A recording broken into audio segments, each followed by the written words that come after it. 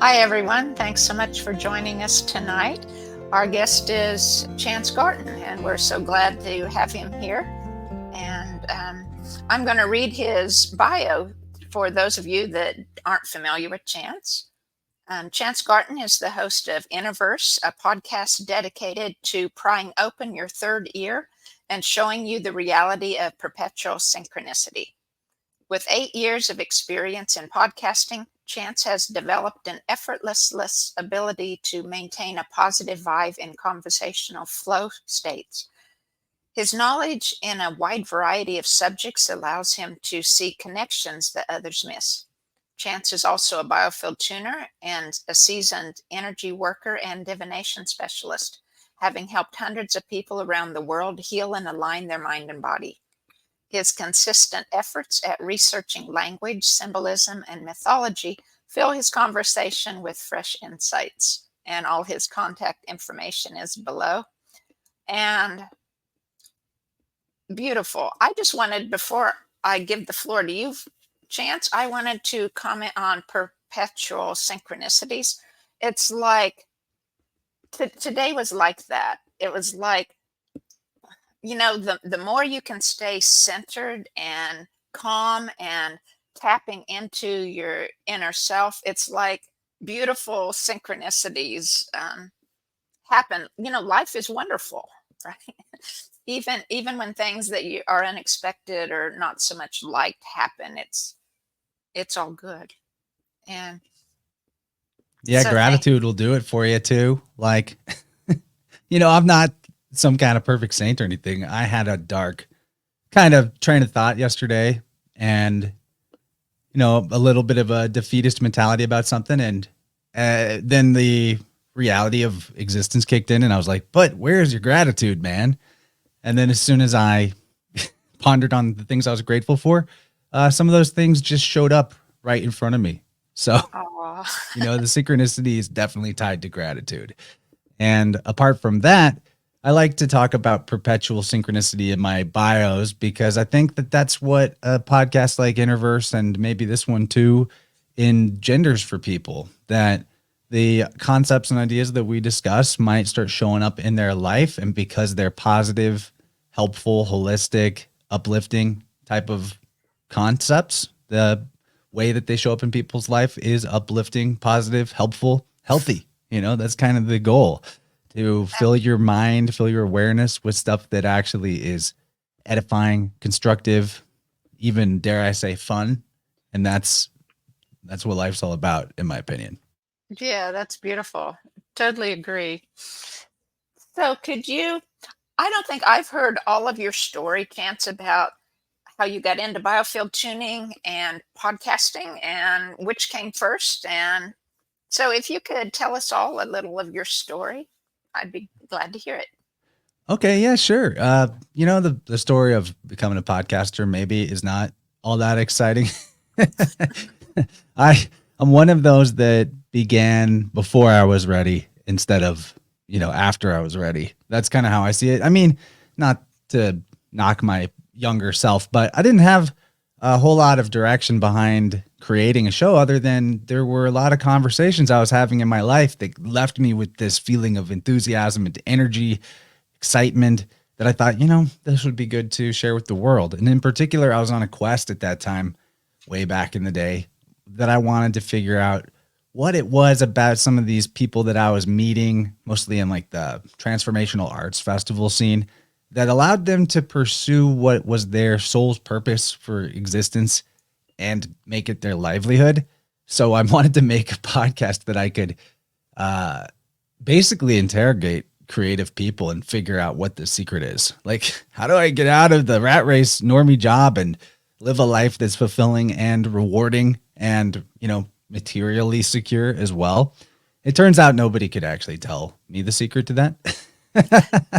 Even people that were kind of like currently doing it. But along the way, I found my way to answer that question for myself. And it does involve the actually concept of perpetual synchronicity, because there is the leap of faith moment that you just got to jump and realize that you're supported by the source and singularity of all life.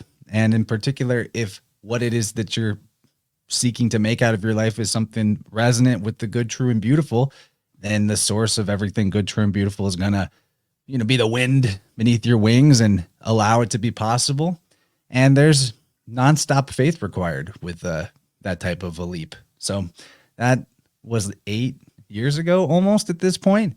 And in that time, I've actually found the things I'm interested in. And although that changes all the time, of course, it wasn't really a show about energy healing and holistic health stuff at first. It was more just focused on the spiritual path that is creativity. Like, I think creativity is the only universal spiritual path, because it's the one thing that links all of us to the source, to the creator, the imagination. So that was my original real interest. And then in that time, I kind of discovered my own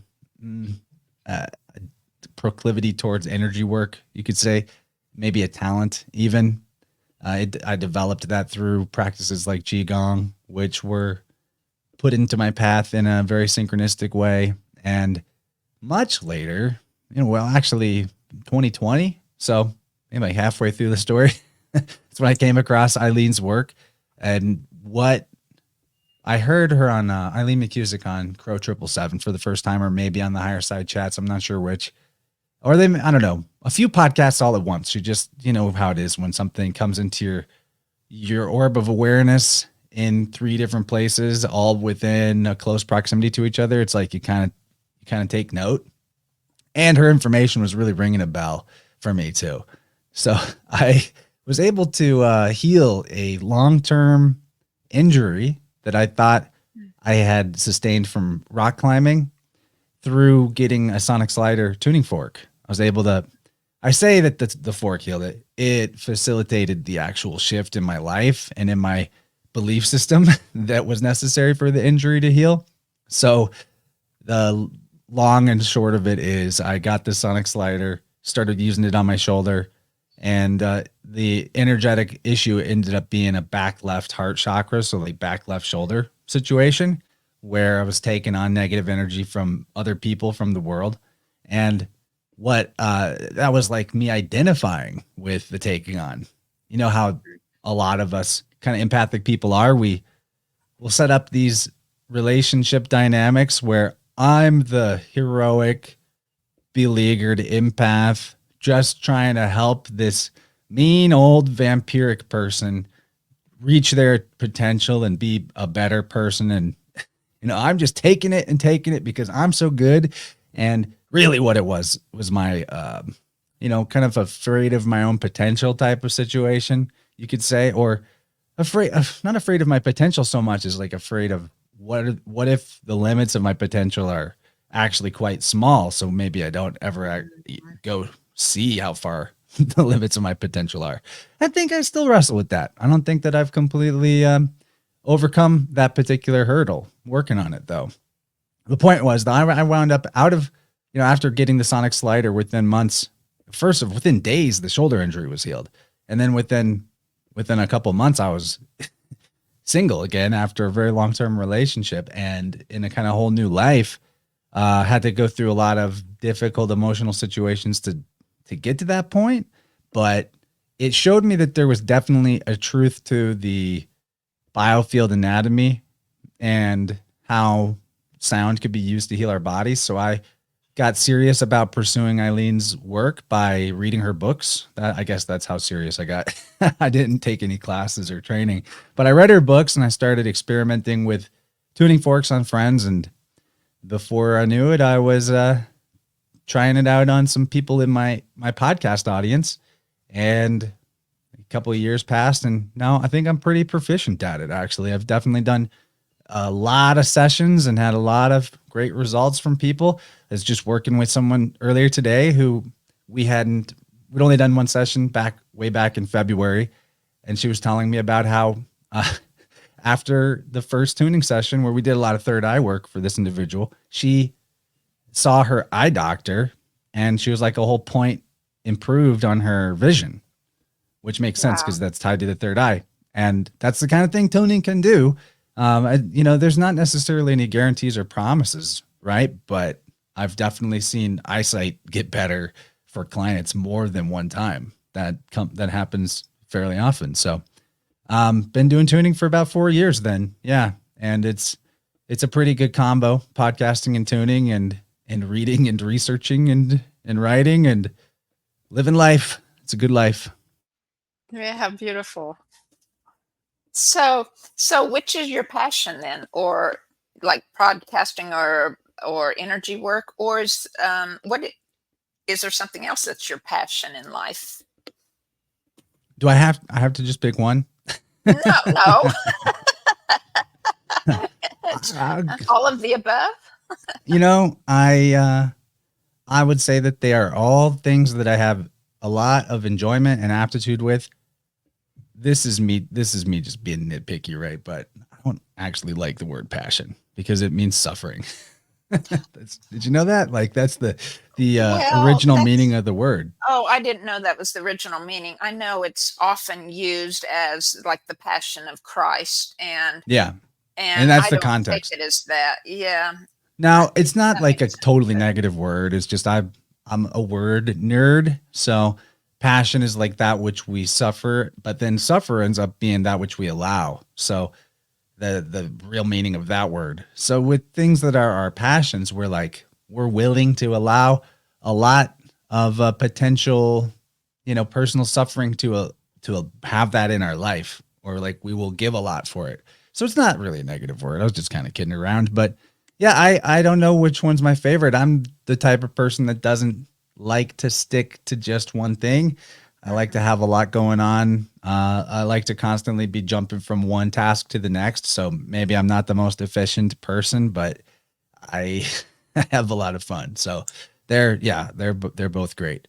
I think if I had to pick, like if I had to set one aside and only do the other, I would probably keep doing the podcast because that was the original. But there's the tuning would be hard to quit, man. It's nice to get that feedback from people about how it's helped them. And I think if there was a connecting link between the two, it would be that I'm really into puzzles, like hmm, putting the pieces together, seeing how things fit together. That tuning is like doing a puzzle with somebody. yeah, The puzzle is their life and their belief system, and we get to collaborate on that. But and research and podcasting, I'm like, I love gathering all this information from different sources, different guests, and seeing how things connect, being able to fit them together into a bigger picture that maybe the guest didn't have the context for because they're in their lane. So, and then, the last couple of years, I'm just as intensely invested in my own personal research, like where that will go. Sometimes it shows up in people's interviews of me, and I have a newer podcast called Inner World where with my co-host Dylan Secosio, we do a lot of sharing of our own research to just our members only, and that research is in the fields of language, symbolism, etymology, and I'm really just endeavoring to find the best package to show people what my study of ancient mythology and the mystery school traditions of the old world has proven to me that all of the gods and goddesses resolve down into just the one God, and that was the intent of the system from the beginning, and that all of the world mythologies and religions are the exact same system and based on the same tenets and principles, and they just look different in different cultures. Or the thing with symbolism is a symbol means more than one thing, so or more than one symbol can mean the same thing, so it doesn't look that way to us. But it's hopefully not a futile quest, but I'm really hoping to make a dent in the Disneyfication of people's view of mythology and religion. So that, and what I mean by that is like not necessarily just Disney, right? But how all of when you do any kind of pop culture scanning of, say, like the Greek pantheon, you get this idea of basically like human beings walking around named Zeus and Athena and stuff, and that they they're just like us, but they have superpowers and yada yada yada. And it's just completely missing the whole point of what the mythos was for, what it was about. So doing my best to gather all the threads of that together, and maybe someday I'll be able to present it in a concise enough fashion that is convincing to a reader or listener, right? That it's all one thing.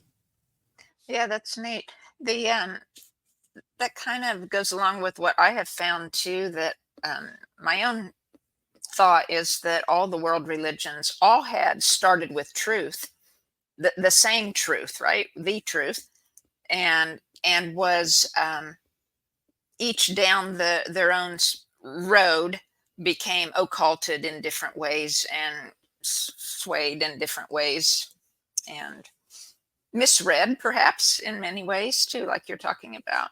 But they all started at the same place. Yeah, and then there's of course the intentional obscuring of truth or misleading of people.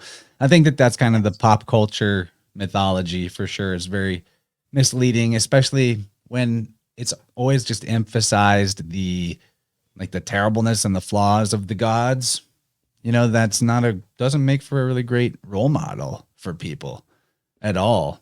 And especially the it's maybe not a popular opinion, right? But a lot of people will reject the more mainstream religion of, say, America, Christianity, and then take on a form of what they identify with as paganism or something.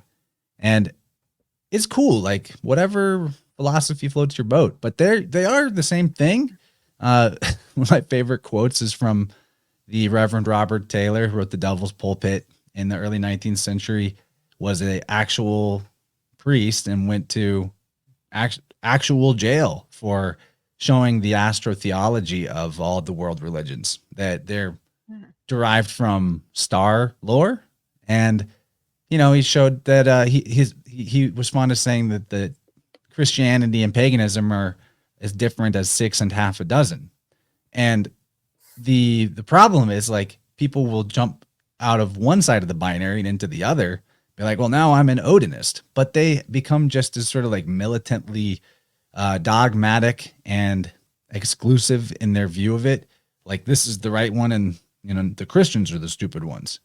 And it's not really constructive or helpful. And still, either side of that binary, people are kind of missing the point of the point or the meaning of the mythology. And what I've been really into lately is the world ages doctrine part of the mythology, which is the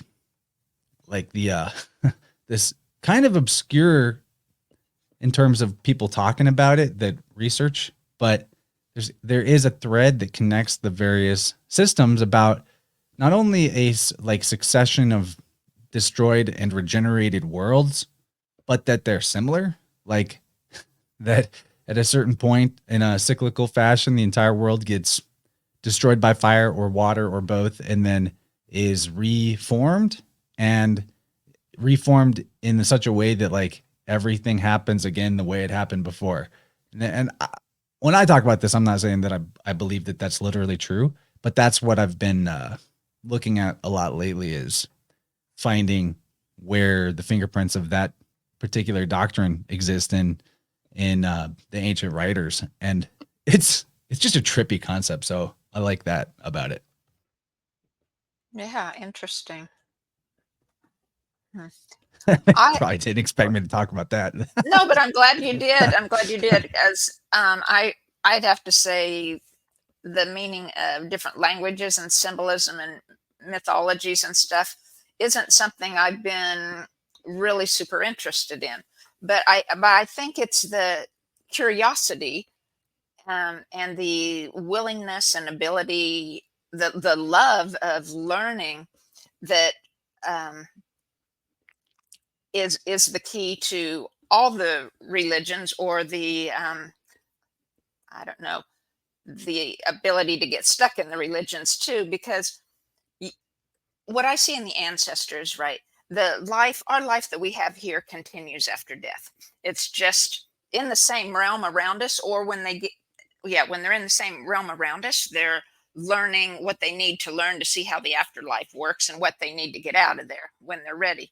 And then when they're in the oneness or the other realm, then it's like that's one of the joys there, is to continually learn and explore the truth and the expanded consciousness and expanded world and energies that there's no end to.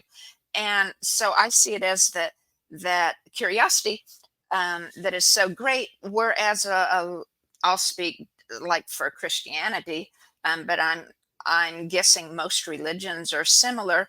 It's the churches are often set up so they're pulling people in a lot, but you're supposed to stay there. And because of course there's money involved, or just friendships and everything, but you're supposed to believe what they're teaching or what you have there, and they don't like it when you move on, or when you keep learning and learning and no one else wants to learn it, and so you move on to go to other things. But I think it's that magnetism, that curiosity and learning of truth, that is a big part of truth, right? A big part of what our life here is supposed to be. Exactly. I mean, if there was a single way to know the divine, it would be in the pursuit of truth. And the ancient philosophers, there was a maxim about reality that man is a little cosmos and the cosmos is a big man.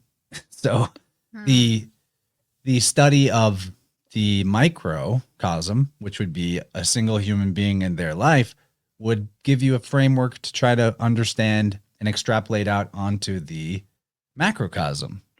And so that's part of probably why there's this belief in the succession of similar worlds, because there's the idea of reincarnation, that they're, a single life, you're born, you live, you die, and it starts over. And although there's maybe some differences, the general progression of that life is the same for each life, that you age, you develop in a certain way, in a certain order. So I'm just reading some of the comments. Good to see people here. The other part about it that I think is important to demystify for people is not just to get out of like dogmatic cults of more what you consider religious variety, but the religion of scientism itself, whether for good or ill, is actually based entirely in, at least in the cosmological tenets, in the so-called pagan or mystery school tradition.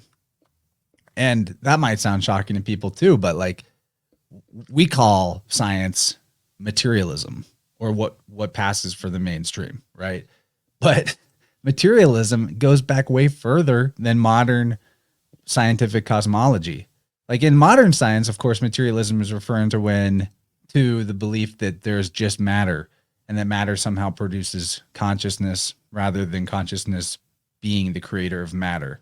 And that's almost like a chicken or an egg thing. But in the ancients, they had a belief that you could call materialism as well, based on that matter is itself eternal, that like the physical stuff of our universe always existed and always will exist with no beginning or end. And that in a certain point, basically like a mind awakens out of that chaotic matter that then shapes it and it gives it form and makes it into a world. And that is symbolized by either a boat, like Osiris being put on a boat by the god Typhon, who's like a devil figure, but also is literally a deluge, a flood. That's Typhon. Or of course, Noah in the ark. Noah, by the way, is the same word as nous or nous, which is the word for mind. The letter H at the end is easily swapped with the letter S in linguistics, right? So Noah is this great father, or this mind, that everything, all the materials for the next world are inside of his ark. or like the Mithras or Phanes or all these other mythological figures that emerge out of a cosmic egg, and then all the materials of the cosmos are inside that egg. And where I'm going with this is, what's the Big Bang? The Big Bang says that all of the matter of the universe was condensed into a tiny infinitesimal singularity point. That's an egg, and then it explodes. And that's the cracking of the egg, and it goes on to become all the order of the cosmos. So why I think it's important is so that people can see, like, for some reason humanity has always had the ideas that I'm just kind of outlining the very basic introductory points of. They've always been part of our civilizations and cultures across the world, across time. And in a lot of cases, like in modern time, it's almost unconsciously so. Like it's basically unconsciously so. Why is that? Why have we had this idea forever in one form or another? And even to the point where we thought we got rid of the idea and we brought in something very sophisticated and modern that we call scientific materialism, but it's the exact same idea as what the ancients had. Why is that? Why do we keep producing this concept? To me, that's a big question. It's maybe important. It might tell us a little bit about who we are and why we're here. I don't have the answer to that, but that's kind of like part of what I'm searching for in all of this, is to figure that out. So also another part of the question of the eternality of matter, if matter always existed, like, why would you have that philosophy? I actually think that that's a more parsimonious philosophy than in the beginning God created like things out of nothing, ex nihilo. Because to me, if something exists, it exists, right? There's actually no such thing as non-existence. So it makes more sense to have the eternality of matter. And then that produced for the ancient philosophers a belief in the divinity of matter, because eternality is a attribute of the divinity. And that's another heretical idea that I would like to challenge, because what is so wrong with the idea that, like, the entirety of all of the physical stuff that we get to interact with in our existence and that supports our existence, and that we ourselves drive around and embody in these physical forms, why is there this constant perennial renewing of the idea that that's somehow like lower or dirty or bad or base? That's part of what I'm about challenging too, is the misconceptions of mythology. Like, the people, I call it pop culture Gnosticism, because it's not real knowing, but it is very popular amongst like truther crowds and communities, that the world is a prison and the souls are the divine spark of God trapped in matter by some kind of evil fake lesser god. Like, this is, I don't know how familiar you are with those concepts, but it's like super prominent amongst truthers that there's a demiurge that trapped humanity, and like the God of the Old Testament is really the devil. And everybody's missing the point with that stuff, and also creating a lot of like unnecessary negativity and fear. So part of why I like to talk about this stuff too is to challenge all that. But it essentially, there is, back to the ancestors of it all. One thing I like about the system, the ancients, was that the great father or mind that emerges out of the chaos, or is born out of the egg or the ark, and brings order to the cosmos, builds the world out of the material that it pre-existed, was the soul of the world that all souls come from. So this is actually both the Gnostic concept of the demiurge, but also the Christian concept of Jesus Christ, who is said to be the firstborn among the dead. That it's also Hermes, Mercury, Odin, all these other psychopomp figures of world mythology. And I am really curious about that idea. Why, why things got so kind of almost dulled down or watered down with the Jesus version of it, when it's actually much like, people will get kind of upset at you for talking about Jesus being the demiurge, or being Hermes, or being Odin, or whatever, or being Noah, same guy. But what I'm talking about is actually a much bigger and more powerful kind of concept of Jesus to begin with. That the first individuated being that came out of the source or the all is still in existence, is this like encompasses all souls in the world in this one soul, and dispenses individual souls from itself into bodies, and then takes them back into itself and back and forth again. And I think that that's a really cool idea, that there's, you know, it's a philosophy that people might point and like do the crossed fingers and be like pagan, but they're talking about they're talking about a philosophical logic for why that there's the concept of a savior or a son of God, and that it's there to help you, and that it's always a part of you and you grow out of it. And like, it's great. Like I'm into that too. I think that it makes perfect sense. I better stop though. No, keep going. Now. No, I'm I'll let you ask lot. questions instead. But the one thought I had, one question that I'd had that I'll tell you what I have, my perception of your answer would be, and because I'd asked you about your passion, and then I was wondering, well, what fuels it? But to me, what I've heard you say, what fuels it is your curiosity about how things, and I would say that's what I meant. My curiosity fuels me, but my focus is on different. It's like on more specific, deeper spiritual connection things. But it's that I'm always, but it was also the biofield, because to me, the biofield is spiritual, right? You're surrounded by spiritual. You're working in the spirit being of the person, and guided by the great spirit that's in all of us. And so it's like my curiosity of, well, how does this work? Well, what am I going to find? Well, if I do this, what am I going to find? Or it's like, I love doing spiritual hypnosis, and from the hypnotic state, asking questions of the great spirit or specific ancestors that are in the oneness, or angels, or of myself, what I used to know. I mean, sometimes different aspects of this answer my questions. And it's like, it's my curiosity for how things work, how things really are, that fuel me. And so what do you think? Is that what fuels you? Or do you see it as something different? Yeah, curiosity. You could definitely say it's curiosity. It's just exciting to me to find connections that kind of bring that validate everything at once, or find like what's true in things, especially in things that are so interpretative, like religious questions. That's exciting to me, is to find the answer that if I can just lead other people along the path of details or logic, that they could be like, oh, we've all been saying the same thing all along. Great. We no longer have to have theological arguments online. Like that would be awesome for me.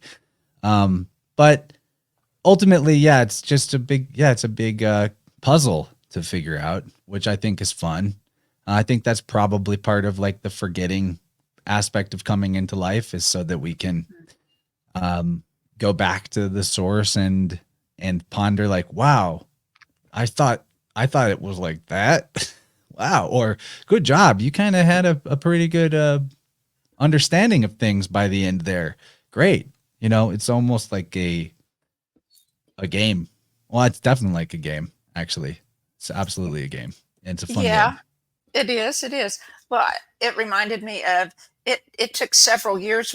I should say, started coming out of the Christian religion, probably in 2009 was when we started, and then we went into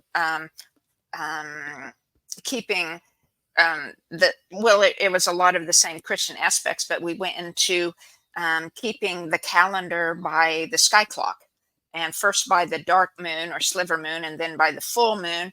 And then we moved on from there. And at each step of the different processes, I was putting together a book. I was using PowerPoint and making little scenes and tying in points of different kinds for the different things that we had learned, and then the next thing we learned, I'd do another page. And so I had a thick notebook full of different things we'd learned. And then you get to a certain point and you look back and say, oh, I'm relearning that. what I thought I was really learning and thought was truth, then I'm here now and looking back and say, that's not truth. I'm here. And so in the future, I'm going to look back at here and say, oh, well, you were on the right track, but it's not all you thought it was, right? There's a lot more.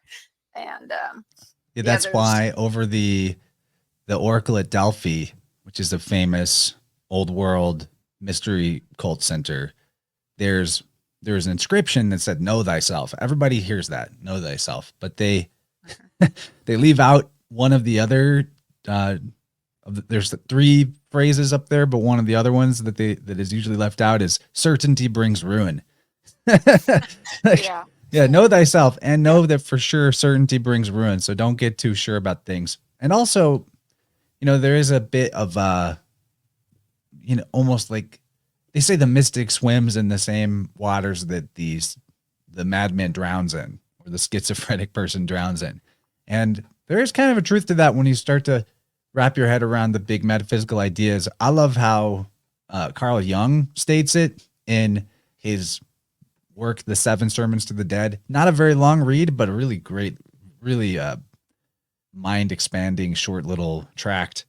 And he's talking about the original sort of chaos of that I was describing, like the eternality of matter. And he says, the nothing or fullness is called by us the pleroma. In it, thinking and being cease, because the eternal is without qualities. In it, there is no one, for if anyone were, he would be differentiated from the pleroma and would possess qualities which would distinguish him from the pleroma. And here's the best part, talking about the all that is, or the source. In the pleroma, there is nothing and everything.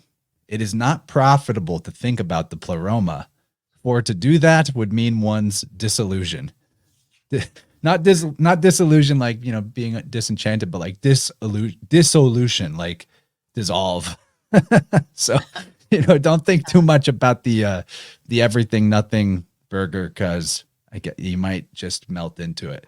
And that's an experience you can have too. I mean, I think sometimes we have these moments where we have a thought that kind of makes it all click and figure it out, almost like the big question of life, reality, and everything. All of a sudden we grasp it for like a part of a second, and then it's like curtains fade to white. Like you start to feel like you're just phasing out of existence, like waking up from the dream of reality. And it's scary. You're like, no, I want to stay here. I have friends here. And you have to like tone it down and forget the thing again. So there is almost like a game to the whole thing where it's like, just come right up to the edge, but don't go into the pleroma yet. Stay here. Yeah, stay here. We need you here. Yeah. Yeah. But I love how Jung puts it. It's not profitable. I mean, that's coming from a guy who obviously thought a lot about the pleroma. So Jung would know. He would know. Yeah, for sure. Oh, funny. Well, while we're talking about the myths and symbolism and things, I had told you that during September and also March for the equinoxes, I call it Friend a Tree Week, to encourage people to connect with tree energy, to really feel it working in their bodies, feel it move in their bodies, and to know that our intentions that we hold, whether for ourselves or for the highest good of all, can be sent throughout the universe, because the trees are all connected through the microbiome of the earth, and you send it up the trees through all their energy, up and out their leaves, and it's broadcast then across the world, right? And so I'm trying to get that across to people. That's one thing some of the ancient philosophers depicted the world itself as a big tree, which I like. Yeah. And that's the mind that, or the world soul that I'm talking about, would be like the trunk of the tree. We're just growing off of it. You know what I mean? Like we're a leaf And that energy of that leaf will fall. Leaf and life are the same word. Will fall to the ground off of the tree eventually and be absorbed back into the roots of the tree. You know, that's the world soul. That's the big mind, the great father. Good stuff. Yeah. Yeah. Is there anything other, let's say, myths and things that come to mind about trees that would be interesting? Good question. Well, there's you know there's all the savior figures that are like crucified on a tree or hung from a tree. That's part of it too. You know. Yeah. But yet I'd have to skim my notes. Nothing's coming into mind off the top of my head. Of course, there is a lot about trees. Now, as soon as I let it go, I do think of something about how the deity Adonis, who is the Phoenician, that's the Phoenician name for like the sun god or the savior deity. It's like think the Phoenician Jesus. And also Adonis is the name that the Old Testament gives to God in a lot of the original Hebrew of the text. We get like this King James version where everything's Lord and God, this and that. But most of the time they're calling either Elohim, which is plural, by the way. It's goddess is plural, not Lord. Or they're calling God Adonai, which is Adonis. And that's one of the ways that you can demonstrate that God in the Old Testament is actually the same as Jesus in the New Testament, because Adonai is born as a seed that falls from his mother, whose name is Mira or Myrrh. Now, she's a tree because she broke the rules and copulated with a deity that her family didn't want her to or something. I may be getting the details wrong off the top of my head, but it's something just like that. And so she gets punished by being turned into a tree, the myrrh tree. Think like frankincense and myrrh. But her name is, you see how similar that name is to Mary, right? It's the same name. Right. So she gets turned into a tree, and then the fruits of her copulation are a seed that falls from the tree and goes into the underworld. And then from that sprouts into the beautiful solar deity Adonis, Adonai, the god of the Old Testament. So that's important because not only does it show the it syncretizes the Jehovah character with Jesus very directly, but it also shows that it's the same being as Kronos, because it's the corn myth, or the mythos of the seed is what we're talking about, which is about the perpetual renewal and cycles of life in both the micro and macrocosm. Because and why it's Kronos or time is that word, if you just you can learn a lot about words by just taking the vowels out, right? So you take the vowels out of Kronos, spell it the way you would in a language like Phoenician or Hebrew, and it's KRN or Kaf Resh Nun, QRN, KRN, and that's corn. It's the same word as corn. And a corn or kernel is a seed. So that's that's one of the perennial symbols of the deity or of God, is actually the seed itself. Because when you think about it, what is more symbolic of the mystery of God and the generative power of life than a seed? I mean, like this infinitesimally tiny little thing that could become a tree that outlives generations and generations of human beings and becomes gigantic. I mean, there's some trees that are so big. I mean, allegedly there's trees that were way bigger than what we have now. Way bigger. Like we may be in a time where everything's quite a bit smaller. So I like that a lot too. I guess I did have some stuff about trees, more about seeds, but like that mythos of the seed is an important version of the one story, the monomyth, if you want to call it that. Yeah. Oh, very cool. Have to think on that. I'm really grateful for my people that popped in because I announced this kind of late notice. It's really good to see everybody here. I've missed you guys. Been a little offline lately, so good to see everybody chatting. Thanks for coming to hang with us. Yeah, I appreciate it too. Thank you all.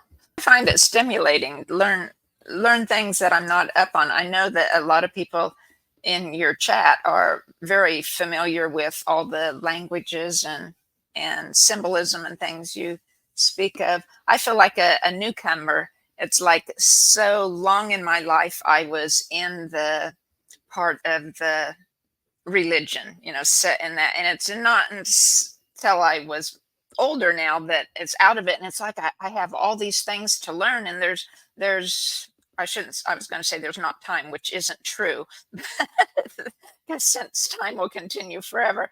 But the things that I'm deeply interested in aren't taking me in those places yet, but it opens doors to things to think about and things to learn. Yeah, there's a lot of times people's religious types get threatened by talking about mythology and religion in the way that I do. And I think that that's something that's a goal for me going forward, is to find the packaging that helps people feel, even that we're maybe in a more dogmatic view, feel excited about like, well, what if it was bigger than I thought? What if where I was at with it is okay and fine, and I can mostly pretty much keep that, but I could get bigger. Like it could be better. It could be more all encompassing. That's what I'm looking for right now in myself, is like the best way to, package information so that what might be threatening to people in the way that I've said it in the past is just like exciting to them instead. Because I don't want, whenever you talk about like, hey, Christianity isn't what you thought it was, it's actually paganism, or it's the same thing as paganism, it can, freak people out that have been in the pews for their whole life, but because they've also got paganism as a dirty word in their mind. But right, my point of it all is like, hey, you're in this view of it as a historical event that happened and is recorded in a book that it specifically happened just like that in real life. I'm saying like, this is a story that's always existed with humanity. It's always been there. And that before 2000 years ago, like it was always with us. So what's that about? Like, wouldn't it make more sense if our creator or our savior was making sure to seed the truth of reality, life, and existence or at least point us towards the mystery of it? Because that's, I think, the biggest part. I think that's the best way to describe it, is like, it's not that I'm delivering to you some sort of philosophical truth that is like absolute and telling you exactly how it is. Really, what the ancient mystery schools were pointing to was that it's a mystery. Like the truth is in the mystery itself. Mm-hmm. So the mystery has been seeded in our minds, in our art, in our cultures, for as long as we are aware of, for as long as humanity has existed in all parts and all places. And like, that's exciting. And what is the mystery? It is the generative power, the human generative power, or the generative power of nature. Like, there's nothing more mysterious than that. I'm about to become a father very soon, actually. So like, that for anyone out there that's had children, do you know how your body knew how to grow another body inside of it without you even needing to do much to guide the process other than keep yourself well? Like, do you know why there's a something instead of a nothing? Why there's so much incredible beauty, order, and harmony in the cosmos? I don't, you can say because God did it, but like, there's still a mystery to that. And I think the mystery is the beauty of our existence, like to chase it. So I'm totally into that. Well, just like our goal in life, right? We hear it frequently, but it rings true to what you're saying, that it's not the end result, it's not your destination that it's really about, it's your journey. right. Your day to day. It kind of parallels that line of thought. So, Yeah, you can kind of get a feel of how valuable your philosophy or religion is based on how your your health and your life and the overall level of beauty within it is manifesting. That's for sure too. I might sound kind of funny, but like I have a personal filter on listening to people and their information, which says, would I be bummed if I had to trade lives with that person? Yes or no? So like if I would be bummed about having to trade lives with somebody, then I don't see a whole lot of profit in like taking their word for stuff, you know? And that's kind of like, I think that's maybe that's conceited, but I think that's a safe filter people could put on. Like if it's not like you would want, I'm not saying you want to trade lives with people, but like, would you be bummed if you had to? Maybe think about whether or not you want to take on their worldview, because your life is a product of your worldview. You know, I think that you've probably seen that in tuning folks as well, that sometimes you're tweaking their psyche to some level, like their sense of their personality or who they think they are. And then other times you're fixing their expectations and beliefs about what life and the world are. And then one flows into and out of the other, that you work on one, you work on the other. I think that that's what all the toxic media is really there for, you know, all the 24-hour news cycle of it's the next big disease. It's called EEE, which is a big joke because it spells out E. You know, they're like apparently shutting things down in Vermont over E. Anyway, like all that fear and you know, the next shooting is going to happen and blah blah blah, or like, you know, bad and worse, dumb and dumber for your political candidates and things like that. It's all worldview warfare. And that's huge. Like, just don't accept things that diminish your worldview, and then you're not going to be taking on the like almost demonic kind of attack style energy that the media is throwing at you, or maybe even just people in your life. So like, be aware of that. If there was one thing to leave people with, it's that you have the ultimate say in your worldview. Is a choice.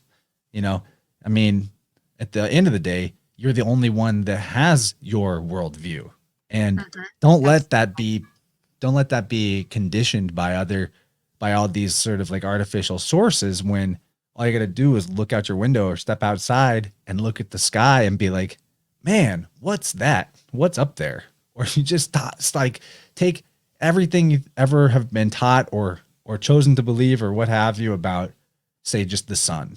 You know, that's one thing that happens all the time when you start discussing how all of the deity figures are dressed up in solar symbolism, including the Son of God in Christianity. And then, you know, someone might point at you and be like, sun worshiper. And I challenge you to just stop and be like, well, if I just deleted all the information I had in my memory banks about the thing called the sun, I didn't even have a word or name for it. And I just stood there with like a pure beginner consciousness and looked at that thing and felt the rays of it and honestly asked myself the question, what is that? I have no idea what that is. Like, whoa, what is that? You know, like then you're back into the mystery, which is where all the power is at. Because when we explain things, we explain it away. I mean, how often do you see that again in tuning, right? Somebody has an emotional emergence, right? Of an emotional reaction to a thing. And then they explain it away. They explain it away and it literally goes away like off balance in their energy field rather than being felt fully and processed. So like go back into the mystery of it though. And then all the power's back, because we walk around outside, you know, all the time under that sun and don't have any sense of awe or reverence to it. Or we even have these, you know, we've been told these things like we shouldn't, because then we'd be sun worshipers. Right. But like really though, if you just sit into the mystery of that fiery orb in the sky, it's like, whoa, what is that? That thing is amazing. That I'm so glad that thing is here. That thing feels great. You know, like that's what I'm trying to talk about. Like getting back into that sweet spot of like, whoa, yeah, this is awesome. What is this? That's where it's at. That you find in all those different stories, all the throughout life, all the throughout ages. Yeah. Hey, yeah. I have, there's PK has a question for me in the chat, and I think he's asking, or she is asking, just for me to think about, that they probably already know the answer, but you're the one that knows the words. Chance, is the difference between in wordage or symbology is one and monad the same? I think he PK is asking, I think, about like the way that you describe the oneness, right? And there's a philosophical concept called the monad, which is the basically like the idea of a single point of existence, or the pleroma. I don't know. I think he should just clarify, like help Carla understand what you specifically mean by monad, because what you're saying, what's the difference between the one and the monad? I mean, linguistically, you're saying what's the difference between one and one? The 1 minus 1 is 0. I think we answered the question. It was a math problem. Well, that's what I thought he meant, that they were the same, but I didn't know. I thought, well, maybe there was something deeper that I just don't get. He might have meant something deeper. He's a big thinker, really good dude. But like in the oneness, just to address how I see the what I call the oneness would be what other people might refer to as heaven or something in then the Christian perspective. But it's like it's both the all and in the individuals at the same time. I mean, like if I tune in and ask, I only want to feel the whole. I only want to feel what I would call God or universal spirit, as I usually refer to as the whole. I can feel that vibration, which is slightly different than the vibration of the individuals. And like the angels have a different vibration if I'm just tuning into them, and the ancestors there have a different vibration. And in hypnosis, I've experienced being in the oneness and being part of that, but separate at the same time, as well as all of it. And I don't know. It's all good. It's all interesting. It's all just observation of, oh, I feel this, or if I ask for this and I feel this. It's just exploring perceptions and possibilities, I guess. So Carla, there's something, because I know we were going for about an hour, but there's something that I just remembered, that because we're on your Ancestral River YouTube channel and your Health Energy podcast, I think I've mentioned this story to you before on my own channel, but and my audience will probably have heard it before, but it's still worth maybe bringing up. That one of my favorite Biofield tuning moments that it had to do with the ancestral energy, and this is a little bit simpler than actually interacting with a specific ancestor, which has happened before too. Although I don't go out of my way to do that as so much as that's something that is almost like your specialty, right? But I had a tuning client a little while back, earlier in the year, that had an onset of heart palpitation, tachycardia experiences. So their heart would just randomly start racing, kind of like in a panic, and it would stay that way for long periods of time in a very alarming and uncomfortable fashion. And it emerged, and they hadn't had any problems like that before. And what I found in their energy field was a experience of an ancestor that had been in the bombings of London, and they had been alone as a mother there while their husband was off to the war.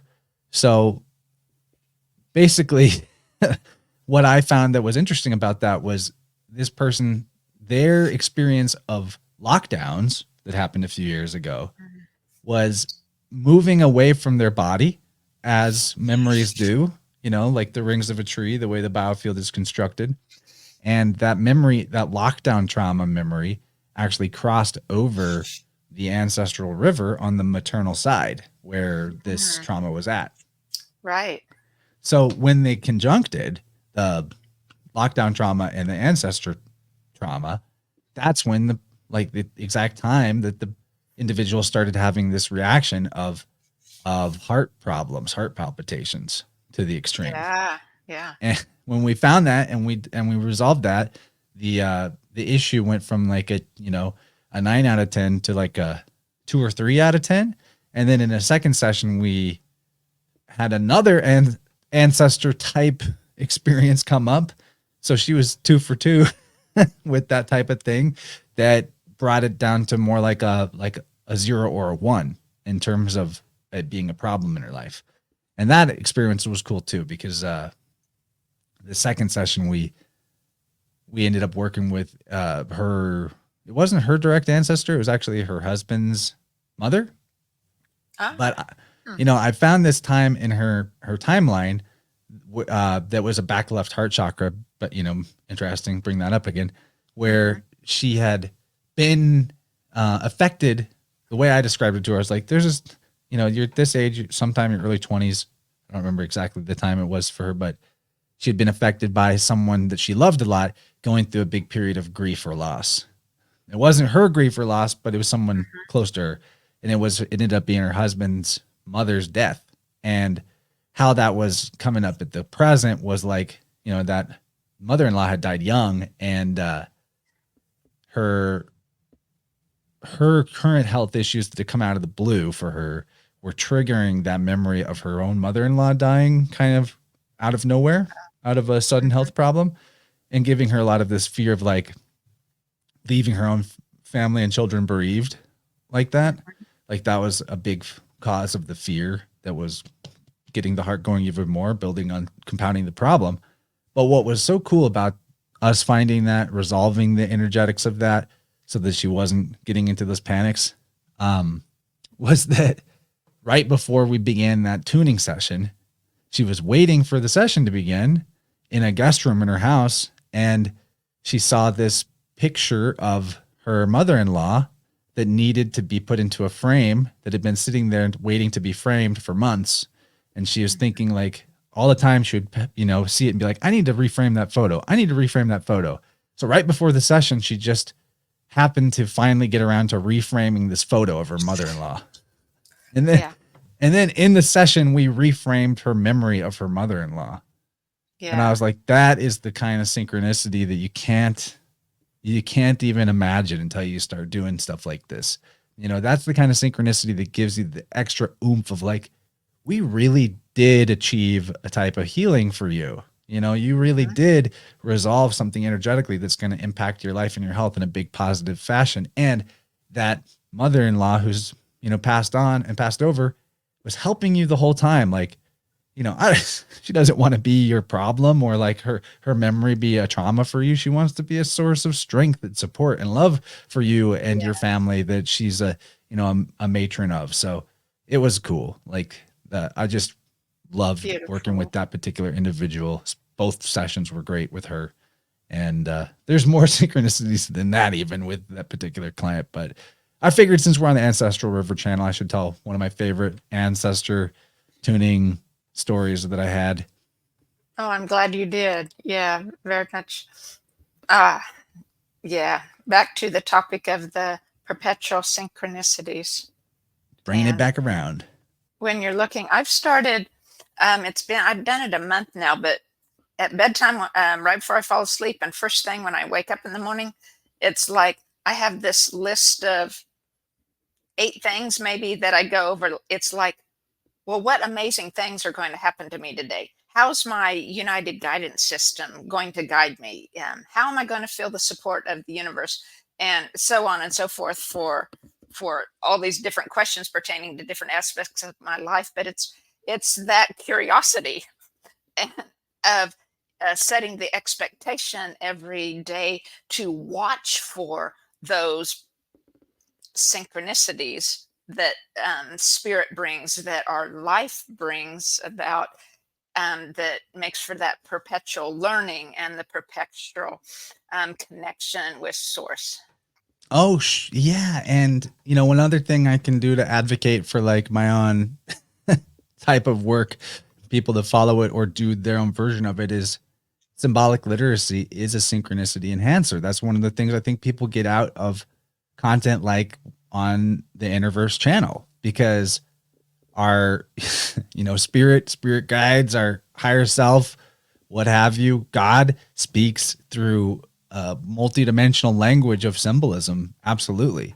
So whenever we can upgrade our symbolic literacy, not only does it constitute psychic self-defense against a lot of the weird stuff that is attempted to be seeded into your unconscious through media, but also, and by the way, that's no small point, like symbolic literacy is psychic self-defense. Take that one and internalize it. That's a real truth. But you have a wider lens through which to interpret the events of your life symbolically, not just symptoms as symbols like we do in energy work, but like that everything you experience in your life could be interpreted akin to a dream interpretation or analysis, not just the stuff that happens to you when you're asleep, but like everything all the time. And when you start to have a more multivalent comprehension of symbolism, you will see the message in things that you might have missed previously. And like you were saying, the looking for synchronicity makes you be in it more, and catching them gives you an energetic hit or boost that like attracts more to you. And that's part of it too. Like being in the perpetual flow of synchronicity is that you might want, if you're struggling with that, maybe upgrade your language through which synchronicity can speak to you through, and B, go out of your way to look for it more. Even if that means like pausing, reflecting, or journaling or things like that. But ask yourself, where's the synchronicity in this moment? How is my inner world reflected in my outer world today? And you'll find it. You ask and you shall find. Seek the truth and the truth will seek you. Yeah, it's amazing the things that have happened in this last month since I've been doing that. It's just like, it makes it magical, more and more magical. And it's awesome. Yeah. It is awesome. It is. Life is. I think, Chance, we can get ready to close today, but I was going to put my little banner up for anybody that would like to like it and subscribe. And Chance, just in case for other people who might view the channel later that don't know about you, you want to tell your website and other social media things that they might look for to find you? Oh, thank you. Yes, it is InnerVersePodcast.com. That is my website, and you can find my tuning services through there as well. There's do you mind can I screen share on here? Oh, sure. Go ahead. Right. So you might have to allow it to come up or bring it up, right? Oh, there we go. Yeah. So here's my website. And if you come to my website and go to this Get Tuned tab, InnerVersePodcast.com/sound-healing. This is where you can book a session right here at the top. But if you scroll down, and I think your audience will like this because you are a tuner yourself, and feel free to send people to this as a resource that are curious, Carla. You scroll down, I give a kind of really basic synopsis of what tuning is.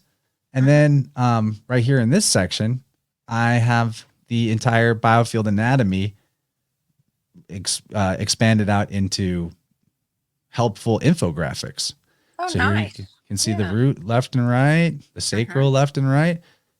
This will give you a great roadmap to understand better what might be going on if you're having a particular disease or discomfort or health challenge, and where you might start to look in terms of your emotional or belief system worlds. And so I designed all these images. I want people to use it and know about it. I don't want to just do tunings on people. I want human beings to claim their birthright of knowing how their energetic anatomy works. So that's all on here, as well as where people can book a session and video content I've done on it. So just want people to know about that. It's a helpful resource, I think.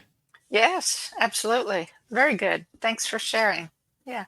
Thanks so much for being on, Chance. I appreciate you coming on and sharing your vast knowledge to help us all understand life more and to look for those synchronicities everywhere. Yeah. So thank you, everybody, for watching, and we'll catch you next week.